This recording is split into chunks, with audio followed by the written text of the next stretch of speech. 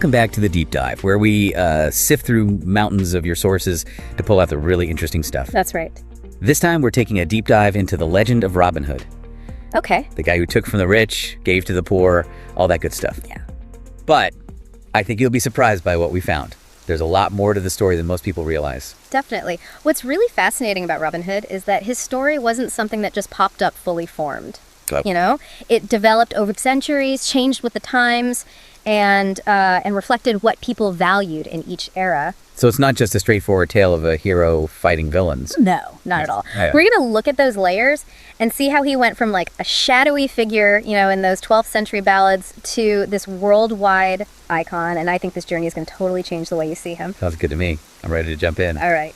So first things first, was Robin Hood even real? Well, that's the question that has been puzzling historians forever.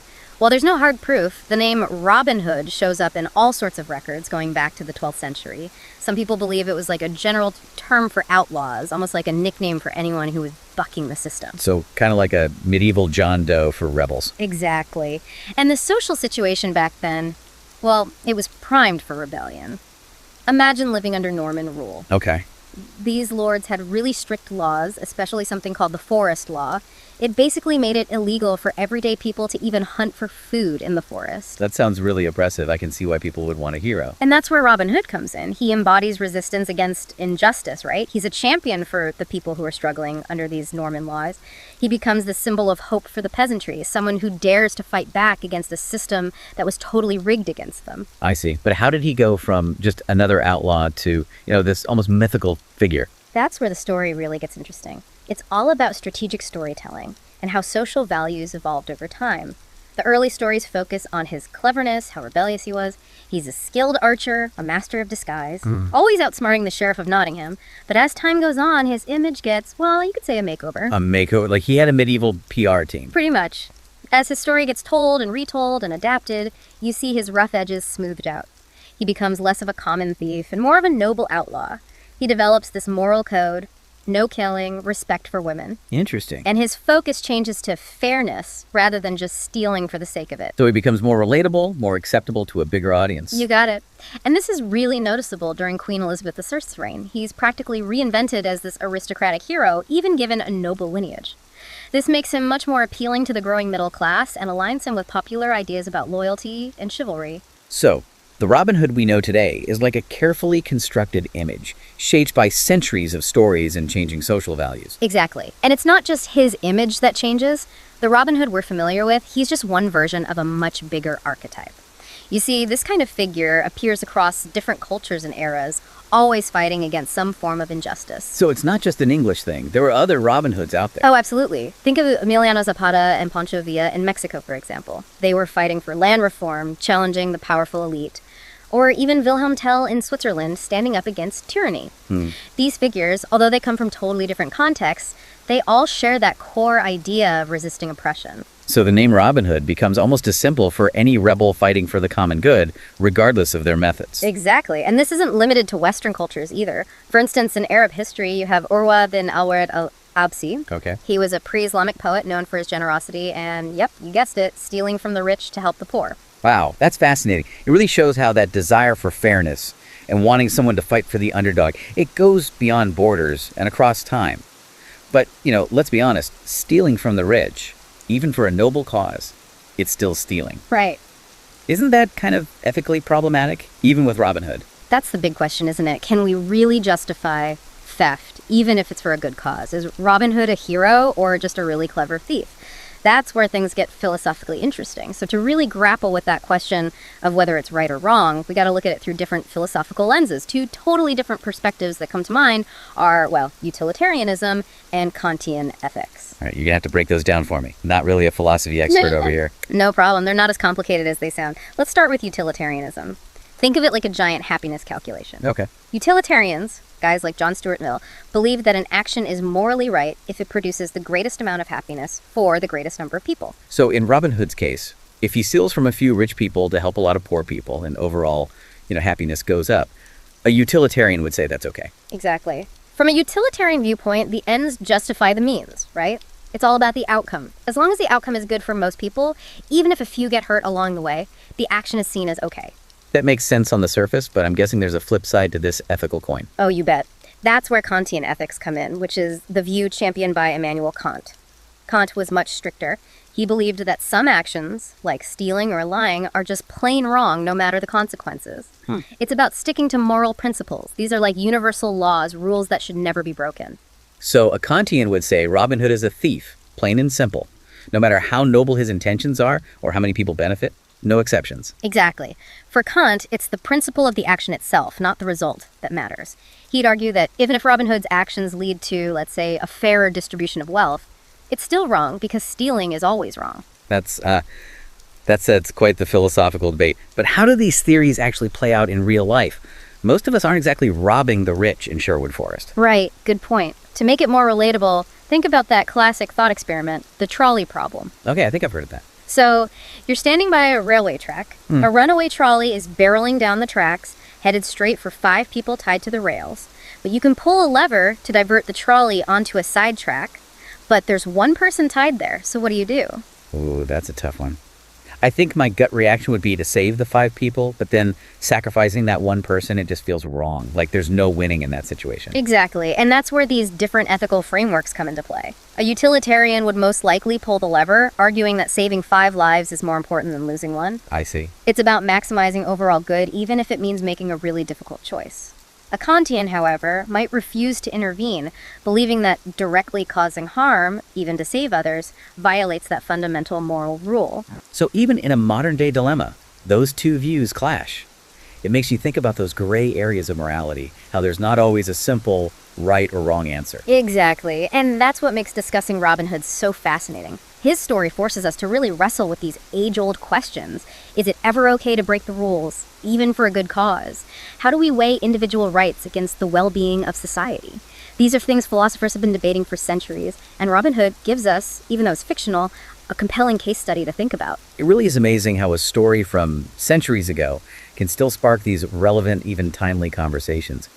But going back to those ethical frameworks, is there any way to kind of reconcile those seemingly opposite views, or are we just stuck picking a side? Well, there's another concept we haven't talked about yet, the spirit of the law. This idea says that we should judge actions not just by the letter of the law, but by the intent behind them and whether they align with the bigger purpose of those rules. So it's not just about following rules blindly, but understanding the why behind them. Could you give an example of how that applies to, the whole Robin Hood thing? Okay, imagine there's a law that's meant to protect people and ensure justice, but it's being abused, right? The rich and powerful are twisting it to benefit themselves and hurt the poor. I can see where you're going with this. In that case, what Robin Hood does, even if it's technically against the law, could be seen as actually upholding the spirit of that law. He's fighting for fairness when the system itself is corrupt.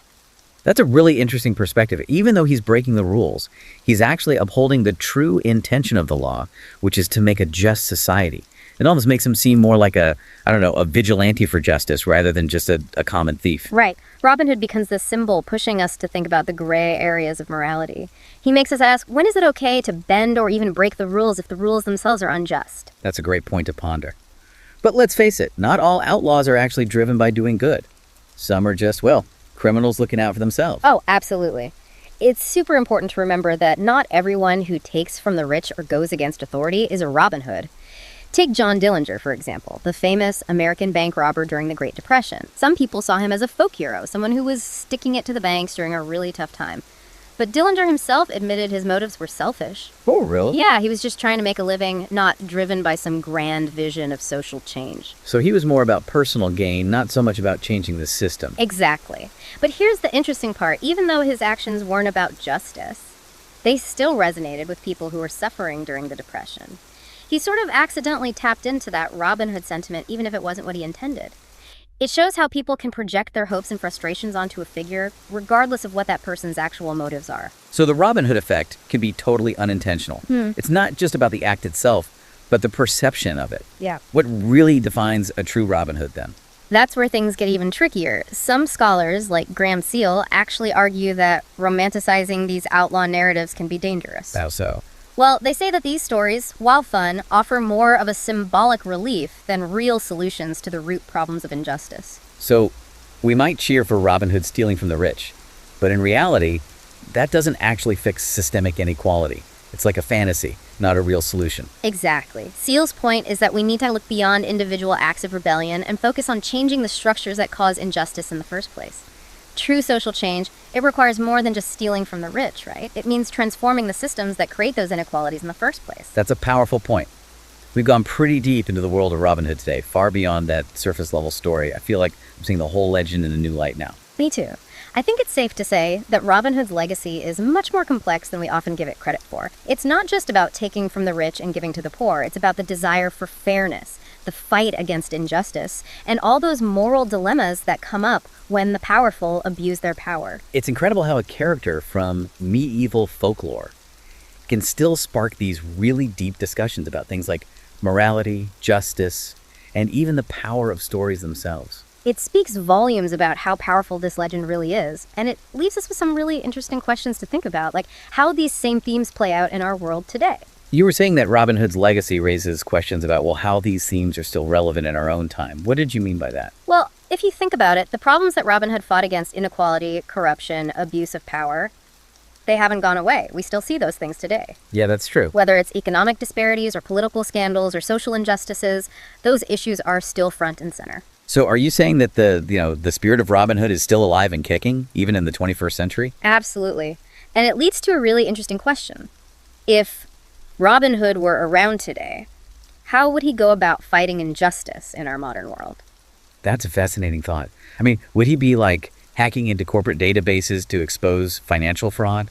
Or leading online movements against social inequalities? Those are some great examples. It really gets you thinking about how the ways we fight for justice have changed as technology and society have evolved.